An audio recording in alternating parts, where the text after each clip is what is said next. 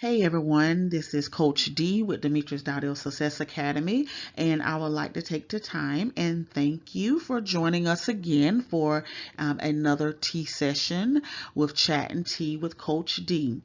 And for those that are either new subscribers to the channel, or you're just listening and you're thinking about becoming a subscriber, Demetrius Dowdell Success Academy do help individuals that want to start, operate, and grow a healthcare business. And we specialize in four senior care business models, and that is the assisted living facility, the adult family care home, the Homemaker Companion Agency, or the non-skilled home care agency. Now, those can simply be broken up into two categories. One, the assisted living, or two, the home care agency. So when you look at it and keep it all in perspective, that's what we do. We help individuals that want to start a senior care business in the healthcare industry. We help them to transition into CEOs. And today, we are going to be looking at a very interesting topic, and that is going to be 5 tips on completing your application for an assisted living facility. So with our tea sessions, we do take just topics either that have been subscribers want to know, or general questions through the years of consulting that clients would like to know. So we take these opportunities, take these questions, and I basically answer them in our tea sessions. So if you do have a question and you would like for me to answer the question in one of our tea sessions, then please feel free to write it in the comment section. I do have my contact information in the description, so you can either email me, or there's various ways that you can contact email, or you can put your answer right here in the comment section, and I will review and try to do a tea session with answering specifically your question. If you know someone that is interested in starting a senior care business, then please share the information, let them know about the channel. Don't forget to like, subscribe, and turn on the notifications so that when I post new videos, you are able to be the first ones to be notified of of the new video. So please share the information. And again, I would like to thank you for joining me today. So if you have not already reviewed the video on the 5 tips that I presented on starting a home care agency, then I do advise you that if that's what you're interested in starting versus the assisted living, to go ahead, and it is already posted on the channel as well. So it's probably, I think it's about a month ago that I did that video. So please feel free to check that out, and you'll see how you'll be able to get 5 tips on how to complete your application for starting a home care business. So today, we're going to go ahead and get started with the 5 tips on completing your application for an assisted living facility. Now, the 5 tips, again, for completing the application for an ALF, the first tip is hire a certified public accountant, better known as a CPA. Well, actually, there's going to be 3 things that you're going to need to hire. You will need a certified public accountant. You will need a lawyer that you can consult with, either an in-person lawyer, or there's other, I believe it's not Legal Zoom. Yeah, maybe it's LegalZoom. I think it's LegalZoom, or either Legal Shield, so that you will be able to consult with an attorney. Need be, there is fee for services, of course, but you'll at least be able to speak with an attorney and to get most of your questions answered. And the third individual that you will need to hire, of course, is a consultant, a healthcare consultant. that is very knowledgeable about the healthcare industry, and really focus on helping you understand how to be able to start that healthcare based business, because a business that focuses in healthcare it is a how can I describe this? It's a challenge in itself.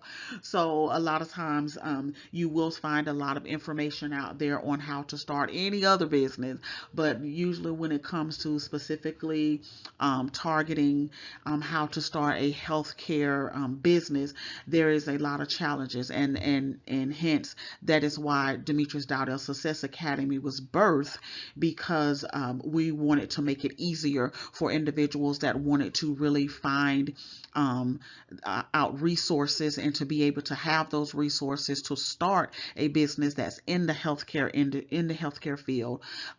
They could find a safe place to relate to how to get that business started.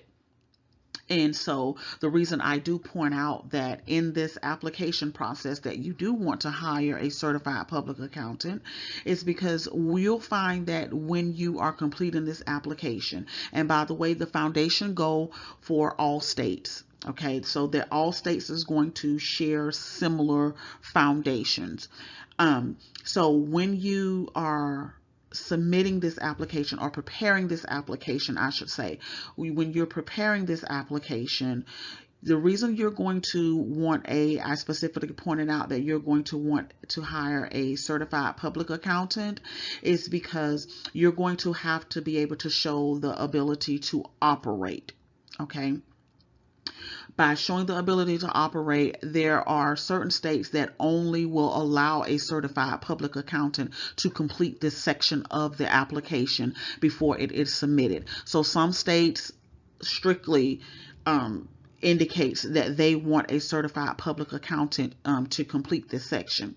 What this entails is it entails a lot of projections, meaning when you get ready to start your business, the licensure board wants to know how you're going to be able to, one, market this business, to get this business off the ground, the revenue that you're going to be bringing in, how you're going to be projected to pay the expenses that's associated with this business, and also project your payroll for being able to make sure that the clients are taken care of, that you are admitting to your healthcare business and providing these services to the clients that you're saying that you're going to serve. So there is a lot of numbers, there is a lot of math that goes into play with looking at a realistic projection on the really the viability of this business. So they want to, before they provide you with the license or award you the license, they want to know and make sure that you have a plan in place to really grow this business, and to be able to also make sure that you have the staffing, you meet the staffing requirements, as well as the employee requirements, in order to be able to run a viable business. Okay, so because there is so much numbers, so many numbers that's involved, so much in-depth details on looking at anywhere from a minimum of 3 to 5 year projection, a lot of states will indicate that they want you to specifically hire a they don't put, let me correct that, they don't use the word hire, but they specifically want that section completed by a certified public accountant. So it would also be wise to go ahead and at least build that relationship and that rapport with that certified public accountant, because again, when you're looking at tax purposes and looking at being able to consult with this CPA for tax purposes, also for any type of maybe business related purposes, as it how it relates to, you know, looking at some advice and the best way to be able to handle your business, how to be able to classify your business, how to be able to look at your expenses for the month, and how to keep a running tab on those, and how to keep your records and everything, bookkeeping and records, in compliance, then it will be a great idea to develop that rapport with a certified public accountant, so that you can have that relationship and build that relationship, so that you can make sure that you are being able to have checks and balances when it comes to staying in compliant legally with taxes, and running your business successfully.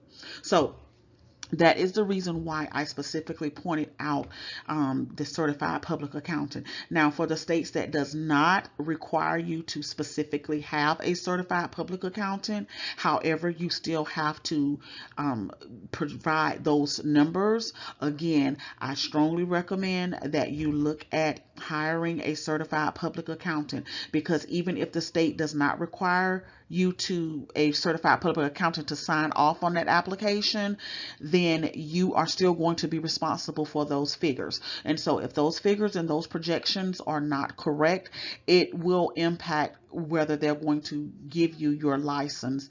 So until you resolve that and you make the numbers make sense, then a lot of time that's going to hold up your application. So you definitely want to take that under consideration, and when you're putting your budget together for the money that you'll need in order to budget to get this business up and going, definitely factor in hiring that professional service. Now, tip number 2, when you look at the business registration, your lease, and your zoning must all be completed before you can submit this application. So when you are ready to fill out the application and you're ready to submit this for licensure. So the purpose of the application is, of course, you're trying to apply for the license, and you're trying to get the final okay that you can operate, and you can know how many beds you are licensed for to be able to operate. Nothing should be happening without the legal license. Now, a lot of times I do get questioned, well, can, if the state allows, without a license, you can keep up to 1 or 2 people without having a license. Some states, they may honor that. They may honor that. However, that's another topic for another day. I don't want to get too bogged down into that, but the things that I want you to think about when you think about going that perspective. Yes, if the state does say, okay, you can have 1 to 2 clients before you have to have a license for a ALF or an adult family care home or a group home, that they're all interchangeable depending on the state.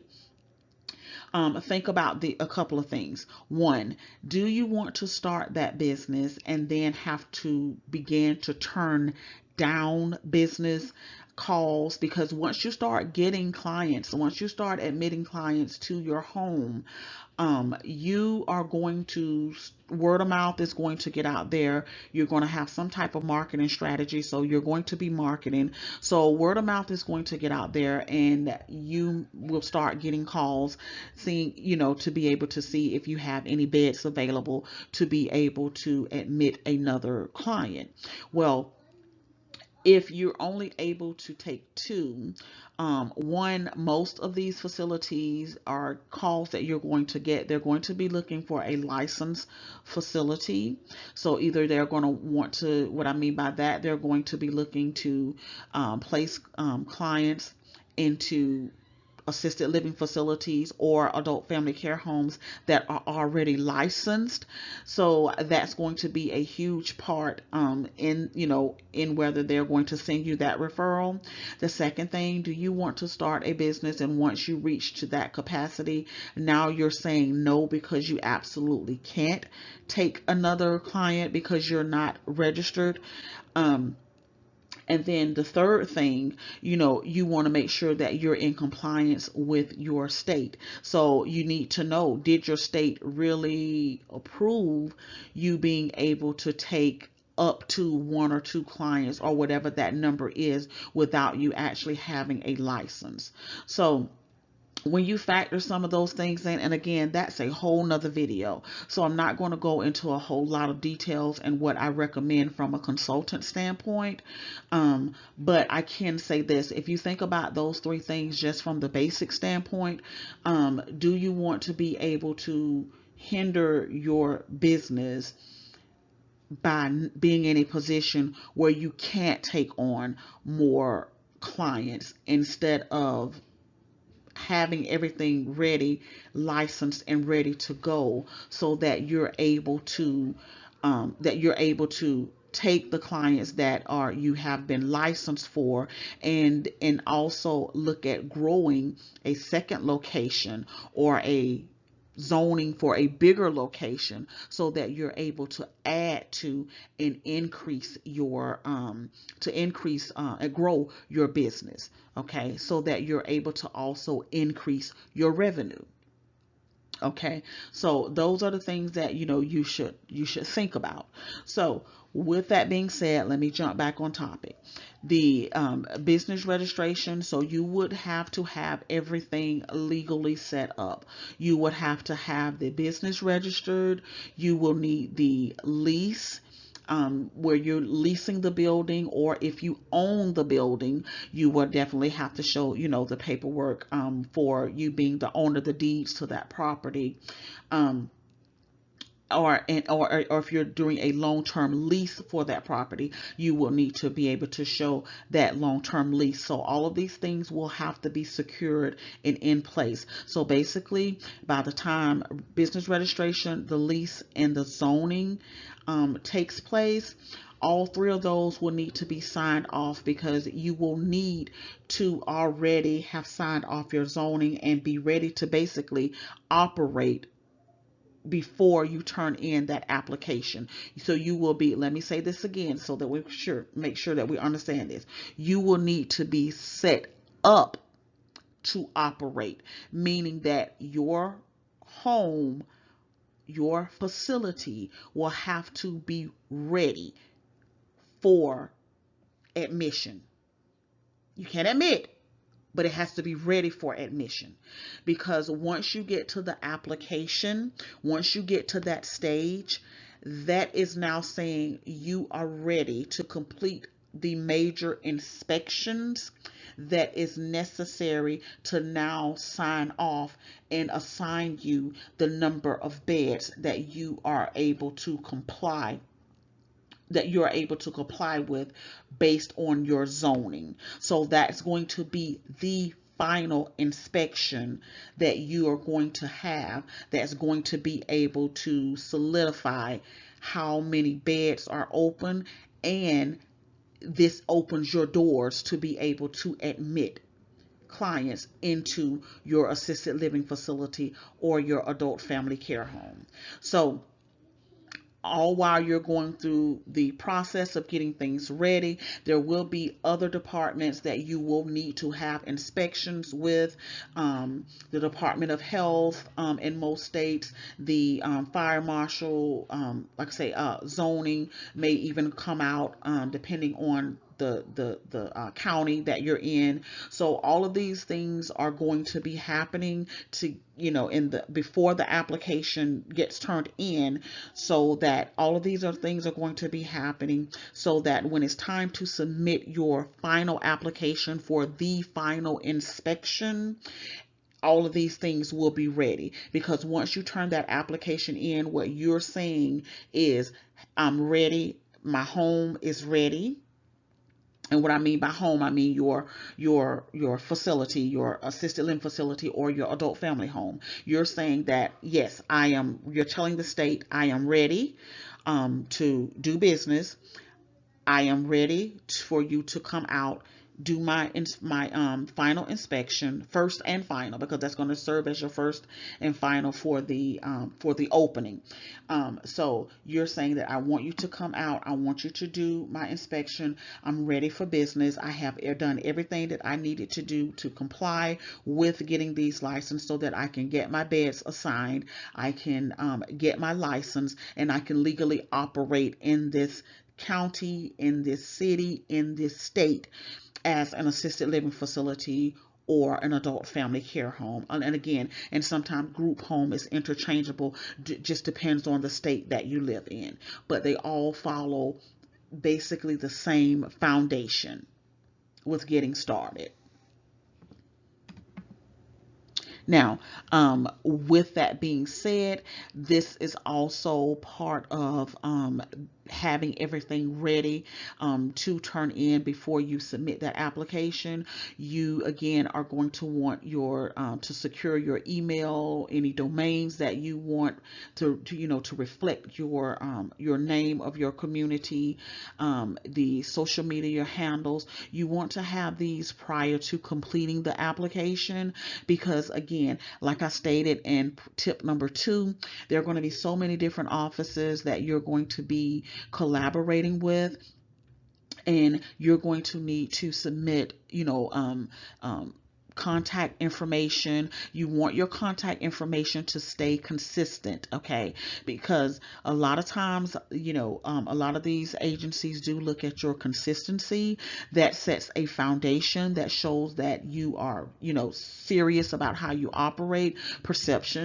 It's the perception is everything. So you are going to want to make sure that professionally that you have these things together, because this contact information is going to be vital when you're trying to when you're having to complete these applications, and communicating back and forth with the different departments, and also being able to have good contact information to schedule the different inspections that you're going to have and have to pass before you are able to get that license. So it just sets a really good precedence to be able to see that you have all of your stuff together and all of it is professionally done.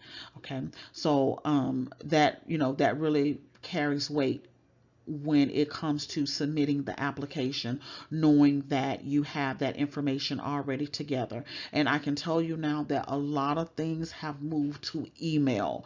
Okay, so a lot of things, either you're going to be contacted, and communication is going to be done a lot through email or text message. So you definitely want to make sure that you have these things in place. And I would recommend that you keep these things long standing, that you don't try to do change every 5 minutes, because that really in the regulatory agency's mind, that shows instability. That really shows them a sign of instability. So when you either don't have this contact information in place, or you're frequently changing this contact information, it shows them a sense of stability. And it also, when it's time for you to have your annual inspections, they kind of already know, oh, this person don't have it all together. And when you don't have it all together, and you're not organized, in your presentation, that oftentimes leads them to just kind of look a little bit further to see, what else is going on if you're not organized on the basic things. So, what I want you to just basically understand from tip 2 and tip 3, I want you to definitely understand that, actually tip 2, tip 3, and I combined tip 4. So tip 2, 3, and 4, what I want you to definitely understand is, 1, have your contact information in order, okay? And that needs to be done. Go ahead and establish that, because again, when you're registering your business, when you're signing your lease or getting your lease together, when you're getting your zoning paperwork together, a lot of times these organizations are going to be communicating with you through email, through text. So you're going to want you want this contact information to be stable, and you want to check these things frequently so that you can stay aware of what's going on, and kind of keep, stay in the loop of when you will be surveyed and when these things are going to take place. So that's the take home that I want you to take from tip 2, tip 3, and tip 4 combined. Now, the last tip, which is actually tip 5, know your business partner. The reason I put this up here, and I want to say this as nice and as professionally as I can say this, when you're looking at going into business with a business partner, you want to make sure that that business partner, you and that business partner have the vision and the views. You want to make sure that they align with where you're going. You want to have those serious conversations with each other. You want to be able to know that the person that you're going into business with, you want to make sure that you are like-minded. Okay, that doesn't mean that your business partner has to be perfect. It just means that you all do have to share a like-minded for the vision and where you're going with the business. Now, also take into consideration that both of you operate in different gifts. So where one may be a people person, maybe that person will be the one that's going to be looking at doing the marketing, or, dealing, with the admissions, or dealing more so with the people. The other partner may be a little bit more gifted more with the hands-on, the administrative, the computer work, the the back office organizing type of things. Now, that with that being said, it needs to be defined clearly. So you and your business partner need to have these hard conversations, because you need to understand clearly, one, that you're like-minded, that you share a common vision, you share common goals, and the end result is you want to make sure that your end result is both of you are on the same page of where you want to take this company and where you want to see it, how you want to see it grow. You just want to make sure that you're both on the same page. The second thing is you need to have your roles clearly defined, okay? Because a lot of times if you go into business with the person and you don't define your roles, a lot of times it's going to cause conflict, because either one may be overstepping the other, or the other, you're just not clear on what one was supposed to be doing versus what this one was not supposed to be doing. So you don't want to present as the business partners don't have things together, because families pick up on that. Families are going to pick up on that, and families are going to quickly recognize that, and it makes bad business. Okay, it does not set the precedence that you are providing quality, that you are providing open communication with the families, because in the family's mind, it's going to be, if you two can't even get it together, or however many partners that's involved, if you all can't get it together, then how are you standing up or living up to saying that you provide this quality or focused care? Okay, so to make sure that you are staying, that the families are viewing you, and you're standing up to your mission, your quality, and your vision for where you want to take this company, then you need to make sure that that you are on the same page. Now, a lot of times we mistake friendship, and we think that because we are good friends that we can be good business partners. Not always so.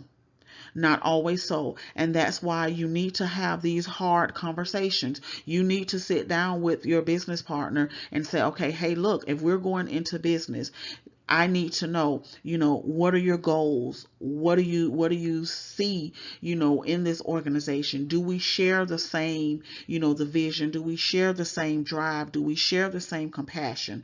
And if we do, and all those things align up to starting this assisted living facility or starting this adult family care home, if all those things line up, then the next thing you need to make sure is that we clearly define our roles, so that there is no conflict on who's supposed to be doing what. The expectation has already been set, and if there's any changes, making sure that you communicate. That is going to be key. Communicate, communicate, communicate, communicate. Okay. There, I cannot stress this enough. I cannot stress this enough. You will need to communicate with your business partner so that, again, if there's any changes that needs to be made, if there's anything that needs to be, any updates that needs to be done, anything that needs to be, brought to the forefront, that you all keep that open line of communication so that way it stays professional and it presents to the public, to the family. It presents to your brand, for your brand. It speaks, your brand speaks that you have that professionalism, you have that communication, you have that openness with each other to where you share that common goal, because it will reflect in your brand. It will reflect in your brand. So if your brand and you're backing your brand and you're saying we promote quality, we promote open communication, we promote excellent care, professional care, then make sure that that what you're doing as business partners, make sure that you are reflecting and you're standing behind your brand. That's the simplest way that I can put it, because before you can expect anybody else to stand behind your brand, then you will need to be able to stand behind your brand and show and give that impression that is what you stand for.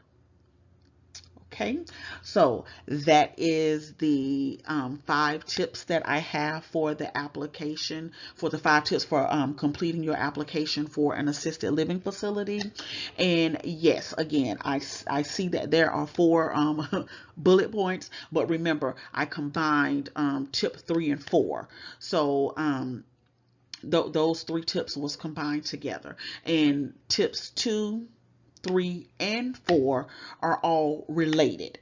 Okay, so they are related. So I pointed that out, but that concludes the 5 tips for completing your application for an assisted living facility. And again, please share this information. I try to keep these tea sessions to about 30 minutes. If you do have any questions or want to make sure that you get your questions answered, or have any recommendations, then I do encourage you to please put it in the comment section, or you can actually email us here. The email is here on the slide, and in the description box, I do have all of my contact information there, so you are able to contact me.